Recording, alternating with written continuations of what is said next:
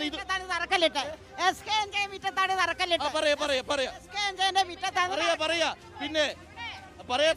മുറ്റത്ത് തറക്കല്ലിട്ടിട്ട് പോയതാണ് ഉമ്മൻചാണ്ടി.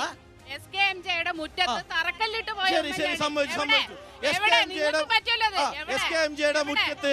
SKMJ-യുടെ മുറ്റത്ത് ഉമ്മൻചാണ്ടി തറക്കല്ലിട്ടു.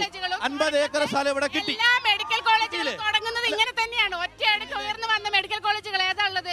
എല്ലാ അടിസ്ഥാന സൗകര്യങ്ങൾ പടിപടിയായി ഉയർത്തുകയാണ് ഒരു മിനിറ്റ് ചേച്ചി, എത്ര കാലമായി ഇപ്പൊ നമ്മള് മെഡിക്കൽ കോളേജ് പ്രഖ്യാപിച്ചിട്ട്? എന്താ ഒരു മിനിറ്റ് ഒന്ന് വന്നതെങ്കിൽ പറഞ്ഞു എന്താ വന്നത്?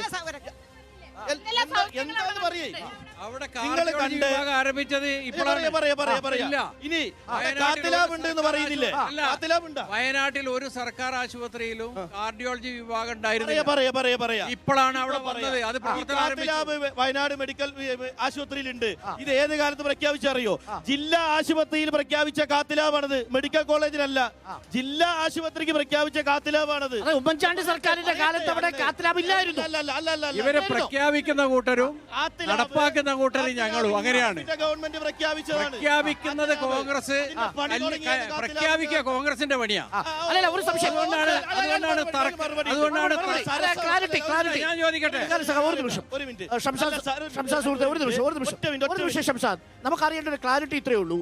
ഈ ഉമ്മൻചാണ്ടി സർക്കാരിന്റെ കാലത്ത് മെഡിക്കൽ കോളേജിന് വേണ്ടി എന്ത് പദ്ധതിയാണ് തുടങ്ങി? ഞാൻ പറയാം. മെഡിക്കൽ കോളേജിന്റെ പ്രഖ്യാപനത്തിന് 50 ഏക്കർ സൗജന്യം കിട്ടുന്നു. മെഡിക്കൽ കോളേജ് ഭൂമി ഏറ്റെടുത്തു. അതിന്റെ തറക്കല്ലിടി ഇവര് പറഞ്ഞു ശരി, നമ്മൾ SKMJ തറക്കല്ലിട്ടത് മോശമാണെന്ന് നിങ്ങൾക്ക് വാദം ഉണ്ടെങ്കിൽ അവിടത്തേക്ക് റോഡ് ഉണ്ടാക്കിയതാരാ? KK ശൈലജ ആരോഗ്യ വകുപ്പ് മന്ത്രി ഇപ്പൊ റോഡ് ഉണ്ടാക്കിയല്ലോ. അതിനുശേഷം അവിടെ പ്രളയത്തിന്റെ ഭാഗമായി ഭൂമി പറ്റില്ല എന്നൊക്കെ പറയുന്നു. വളരെ പെട്ടെന്ന് ഒരു ദിവസം വയനാട് ജില്ലാ ആശുപത്രി മെഡിക്കൽ കോളേജാക്കി ഉയർത്തുന്നു. തർക്കമില്ല. അതായത് ഏറ്റെടുത്ത ഭൂമി മെഡിക്കൽ കോളേജിനെ പറ്റില്ല എന്ന് പിന്നെ തീരുമാനിക്കുന്നു. ഞങ്ങളല്ല, അത് ഏതോ ഒരു കമ്മിറ്റി, അത് ആരാ വെച്ചതൊന്നും അറിയില്ല കമ്മിറ്റിയെ. പക്ഷെ ഞാൻ അവിടെ യുദ്ധകാലാടിസ്ഥാനത്തിൽ മെഡിക്കൽ കോളേജ് ഉണ്ടാക്കുന്നു ഞാൻ പറഞ്ഞിട്ടില്ല. അത് പറഞ്ഞ ആളുകൾ കൽപ്പറ്റയിലുണ്ട്. ആ ആളുകൾ ഉണ്ടാക്കിയോന്ന് ചോദിച്ചാൽ മതി. അങ്ങനെ ആ ഭൂമി മാറുന്നു, വൈത്തിരിയിലേക്ക് പോകുന്നു. അല്ല, ഒരു മിനിറ്റ്.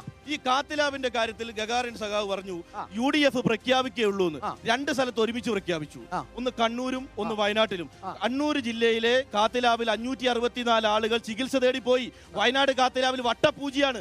നവകേരള സദസ്സ് നടക്കുന്നതിന്റെ തലേന്ന് 2 ആൾക്ക് എക്കോ എടുത്തിട്ട് പറയുക കാത്തിലാബ് പ്രവർത്തിച്ചു. ആരെയും പറ്റിക്കുന്നത്? വയനാട്ടിലെ ജനങ്ങളെയോ? എനിക്കും നിങ്ങൾക്കൊക്കെ വരും ഈ രോഗം. രാഷ്ട്രീയത്തിന്റെ പേര് പറയാം, പക്ഷെ എനിക്കും നിങ്ങൾക്കൊക്കെ അറ്റാക്ക് വന്നാൽ പോണ്ട അവിടെയല്ലേ?